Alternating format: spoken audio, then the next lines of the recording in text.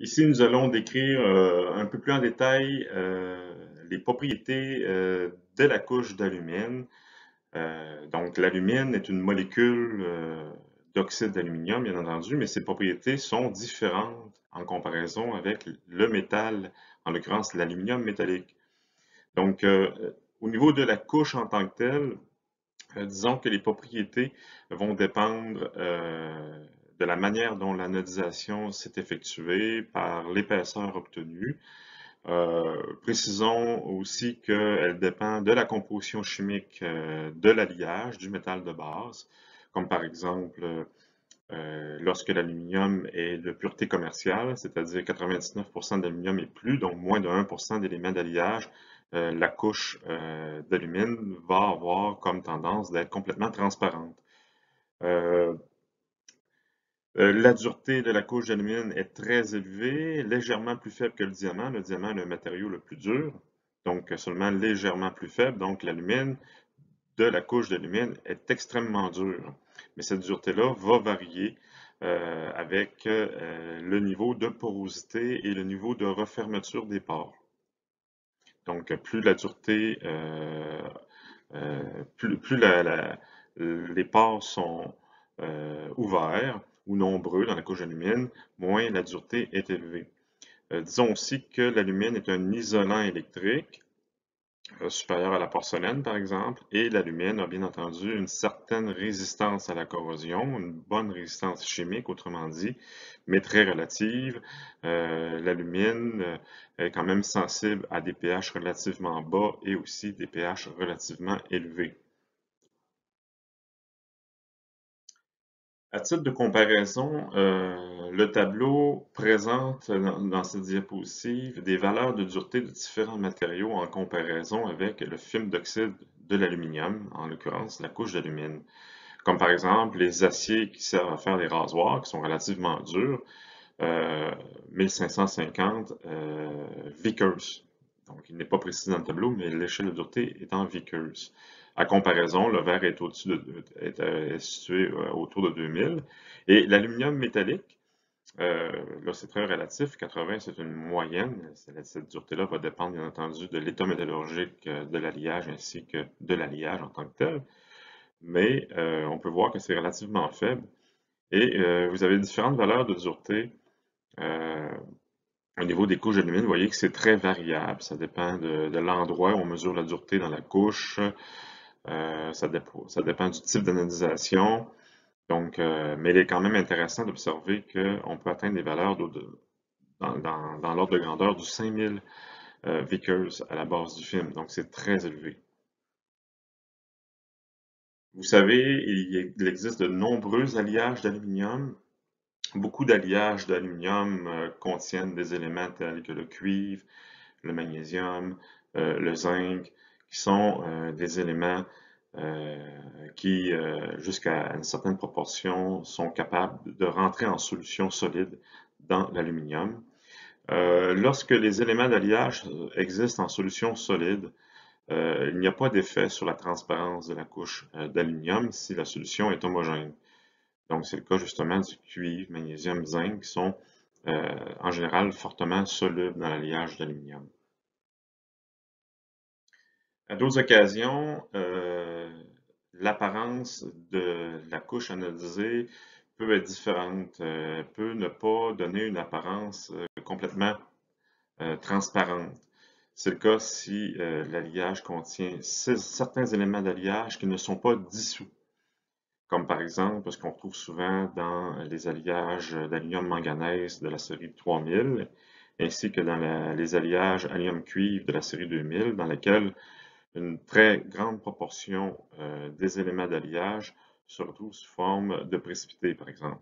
Donc ça à ce moment-là, les éléments d'alliage qui se retrouvent non dissous, ce qu'on peut, on peut aussi l'exprimer en disant aussi que ce sont des constituants hors solution, donc en deuxième phase de précipité. Ces précipités-là vont se retrouver dans la couche d'alumine et vont affecter la transparence et même la teinte de la couche d'alumine. Comme par exemple aussi le silicium présent en grande quantité dans les alliages d'aluminium, notamment les alliages de fonderie, vont donner une teinte grise à la couche d'alumine.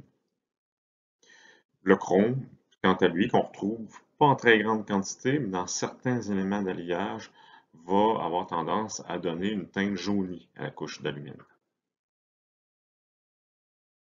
Mentionnons que les éléments d'alliage dans les métaux ont tendance à être plus concentrés en bordure de grains, ce qui va affecter bien entendu la teinte de la couche d'alumine.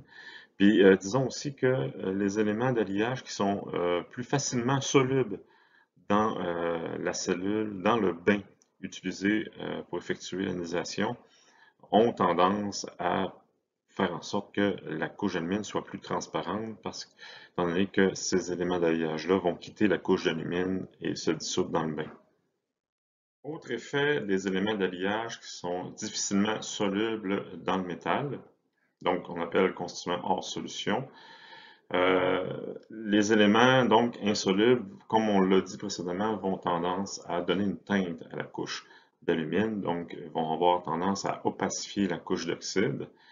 Et mentionnons aussi par exemple que le cuivre, dont la vitesse d'oxydation et de dissolution est plus grande que celle de l'aluminium, le cuivre n'affectera pas beaucoup la transparence de la couche d'alumine. Par contre, la disparition des particules insolubles de CuAl2 présents au départ dans la couche va finalement être plus dissous dans l'électrolyte et quitter la couche d'alumine de façon à rendre la couche d'alumine plus poreuse. Donc le cuivre, en résumé, n'affecte pas la transparence de la couche d'alumine, mais a tendance à rendre la couche plus poreuse et donc la couche va avoir tendance à être moins dure. Donc, répétons l'effet des éléments d'alliage hors solution, donc formation de précipités. Ils contribuent à rendre les couches d'alumine plus faibles et peu protectrices, donc. Le magnésium, en plus du cuivre, est un autre élément qui va souvent exister sous forme de précipité avec l'aluminium. Et dans la couche d'oxyde, le magnésium va s'oxyder au même titre que l'aluminium pour former son propre oxyde. La magnésie, dont la formule chimique est le MgO, donc un atome d'oxygène lié chimiquement avec un atome de magnésium, et va demeurer dans la couche d'alumine et va participer à garder intact au niveau de la dureté la couche d'alumine, mais en contrepartie va créer une teinte grise dans la couche d'alumine. Cet oxyde de magnésium-là n'est pas aussi transparent que l'oxyde d'aluminium. Pour compléter, en ce qui a trait la présence de magnésium dans les alliages aluminium anodisés et son influence, disons que plus le magnésium est élevé en termes de concentration dans l'alliage, plus la couche anodisée va avoir une apparence mate ou foncée. Par contre, il est possible, après anodisation, de rendre la couche d'alumine transparente, malgré la présence de magnésium, par un traitement thermique, un traitement de mise en solution de 3 heures à 520 degrés C suivi d'une trempe à l'eau. Très souvent, l'anodisation sert à rendre des pièces esthétiquement plus intéressantes au niveau visuel, comme par exemple en colorant la couche d'alumine, on rend certaines pièces plus attrayantes au niveau commercial pour l'achat.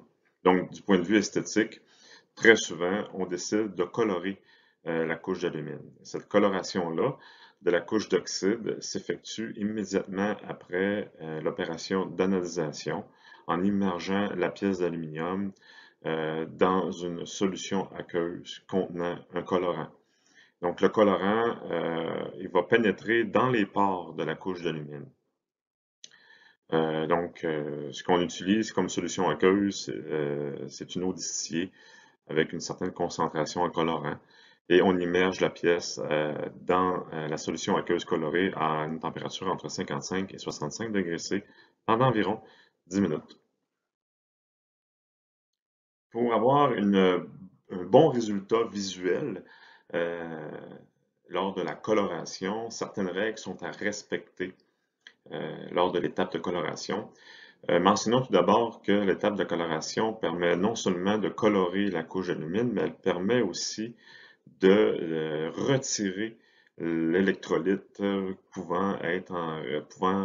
être resté emprisonné dans les pores. Donc l'électrolyte, elle est acide, donc si cet électrolyte-là demeure encore dans les pores, l'électrolyte va détériorer la couche d'alumine à court et moyen terme. Lorsqu'on veut avoir des teintes très foncées, il est préférable d'avoir une couche d'alumine relativement épaisse et très poreuse afin de maximiser la quantité de colorant dans la couche d'alumine. Il faut avoir des pores suffisamment ouverts pour une bonne absorption. Et l'épaisseur de la couche d'oxyde, idéalement, doit être uniforme, puisque son épaisseur va influencer la teinte, les niveaux d'opacité. Donc, si l'épaisseur de la couche d'alumine n'est pas uniforme, visuellement, des endroits dans la pièce vont être plus foncés que d'autres, donc du point de vue esthétique, ça risque d'être moins intéressant.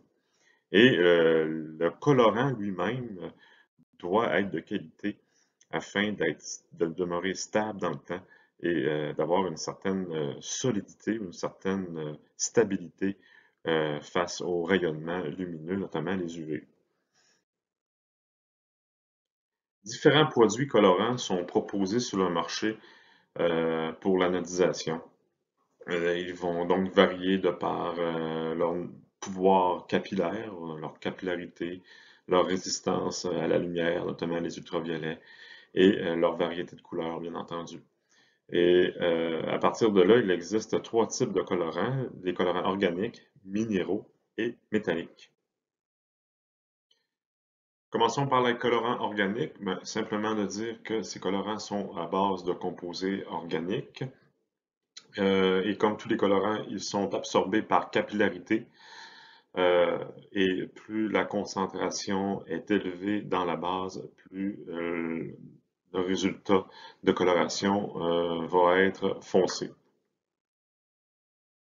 Les colorants minéraux sont, quant à eux, à base d'oxyde métallique qui se fixe à l'intérieur des porosités. Et ce qui est le plus intéressant à dire concernant ce type de colorant, c'est que parmi les trois différents types de colorants, ce sont les colorants minéraux qui offrent la meilleure stabilité face à la lumière. Donc, on avait dit précédemment que à long terme, les couches ont tendance, la coloration des couches d'alumine ont tendance à se dégrader à la lumière.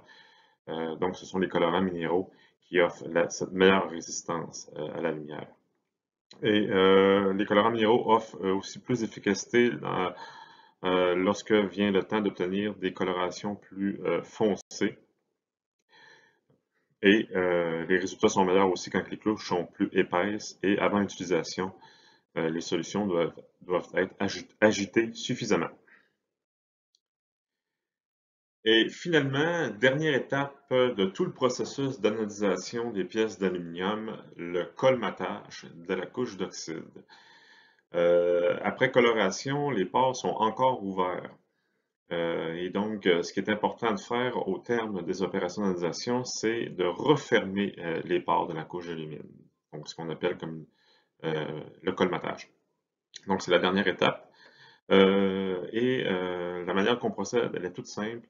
Il s'agit simplement d'immerger la pièce dans de l'eau bouillante à 100 degrés C pendant un temps suffisant, qui va varier entre 5 et 15 minutes. Et la fermeture des pores, elle est nécessaire puisqu'elle va contribuer à renfermer le colorant à l'intérieur et surtout contribuer à une dureté suffisante de la couche d'alumine. Donc le colmatage n'est pas une option, c'est une étape obligatoire.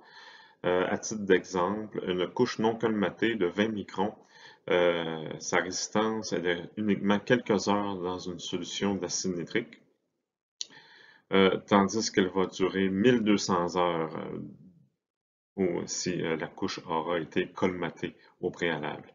Une couche mal colmatée apparaît en plus blanchâtre après quelques mois d'exposition, signe de l'oxydation de l'aluminium en dessous de la couche. Pendant le colmatage, en contact avec l'eau à 100 degrés C, l'alumine va être hydratée pour former donc une molécule d'oxyde d'aluminium combinée à une molécule d'eau. C'est en réalité une hydratation à laquelle on assiste lors du colmatage. Donc, comme j'en ai fait référence plus tôt, c'est dans l'eau bouillante que généralement l'opération de colmatage a lieu. C'est la méthode la plus utilisée. Il est cependant important d'utiliser de l'eau déminéralisée. La température de l'eau est à 100 degrés C et son pH doit être situé entre 5,5 et 6,5. Et le temps de colmatage, bon, c'est entre 5 et 15-20 minutes. En réalité, le temps de colmatage égale le temps d'anodisation qui a été utilisé au préalable. Et on peut aussi évaluer le temps de colmatage de par le gain de poids relatif à l'hydratation de la couche d'alumine. On peut aussi effectuer le colmatage à la vapeur, ce qui est plus rare. On peut aussi ajouter certains additifs à l'eau, tels que du sulfate de nickel, du bichromate de sodium, de l'acétate de nickel et de cobalt, afin d'augmenter certaines propriétés de la couche d'alumine, notamment la résistance à la lumière et la résistance aux intempéries. Afin de contrôler l'épaisseur de la couche d'alumine obtenue, certaines méthodes sont utilisées, entre autres comme méthode destructive. Il y a le microscope, simplement qui consiste à couper la pièce et à mesurer à l'aide d'un microscope par métallographie l'épaisseur de la couche anodisée. Il existe aussi une méthode gravimétrique qui consiste simplement à comparer le poids entre avant anodisation et après anodisation de la pièce en dissolvant la couche d'alumine obtenue dans une solution d'acide phosphorique et d'acide chromique portée à ébullition pendant 10 minutes. Sinon, il existe aussi une méthode non destructive par fluorescence X qui permet aussi d'évaluer avec une bonne précision l'épaisseur des couches d'alumine. Pour terminer avec l'anodisation, mentionnons qu'il existe plus d'une méthode électrochimique pour procéder à l'anodisation en tant que telle. Nous avions décrit au préalable la méthode dans l'acide sulfurique, mais il existe aussi divers autres milieux, divers types de bains qui peuvent être utilisés, notamment le milieu oxalique. Par contre, c'est un procédé qui est de moins en moins pratiqué. Il est possible de colorer après l'opération. Les couches d'alumine obtenues sont épaisses et compactes, donc très dures et résistantes. Couche de couleur jaune sur l'aluminium pur et alliage de magnésium. Donc, c'est l'inconvénient de cette méthode, c'est qu'elle donne naturellement une couche d'alumine jaunie. Donc, c'est la raison pour laquelle elle est de moins en moins utilisée. Ça ne convient pas à tous les besoins. C'est rarement le résultat qu'on veut souhaiter. Si l'aluminium contient du cuivre, la couche aura une tendance à être bleue. Et si l'aluminium contient du silicium, la couche va avoir tendance à être plus grise. Un autre type de bain qui peut être utilisé lors de l'anodisation, c'est en milieu chromique, donc une solution aqueuse d'oxyde de chrome à une concentration de 2 à 5 Les densités de courant utilisées sont de 0,3 à 4 ampères par décimètre carré avec une tension de 40 volts. Le cycle est un peu plus complexe qu'avec le milieu sulfurique. Il faut varier la tension électrique pour avoir de bons résultats. La température d'opération est située autour de 35 degrés C. Les couches obtenues sont opaques et grisâtres. Par contre, par rapport au milieu sulfurique, les couches ont tendance à être moins poreuses et donc plus difficiles à colorer. C'est une des raisons pour lesquelles ce milieu-là est moins utilisé qu'en milieu acide sulfurique. Et les épaisseurs obtenues sont généralement moins élevées aussi qu'en milieu sulfurique, de 2 à 5 microns. On est capable d'obtenir environ 30 microns en milieu sulfurique par comparaison. Il existe aussi l'anodisation en milieu phosphorique, donc une solution aqueuse de 30% d'acide phosphorique. Les densités de courant d'utilisation d'opération vont tourner autour de 1,3 à 2 ampères par décimètre carré avec des tensions de 20 à 25 volts. température 30 degrés C. Ce type de procédé va surtout être utilisé lorsque un plaquage est prévu sur la pièce d'aluminium. Donc la couche d'alumine va servir simplement d'après de surface qui va faciliter l'adhésion d'un plaquage au cuivre ou au nickel ultérieur. Les épaisseurs obtenues sont de 2 à 5 microns en moyenne. Par contre, c'est un procédé qui est plus dispendieux.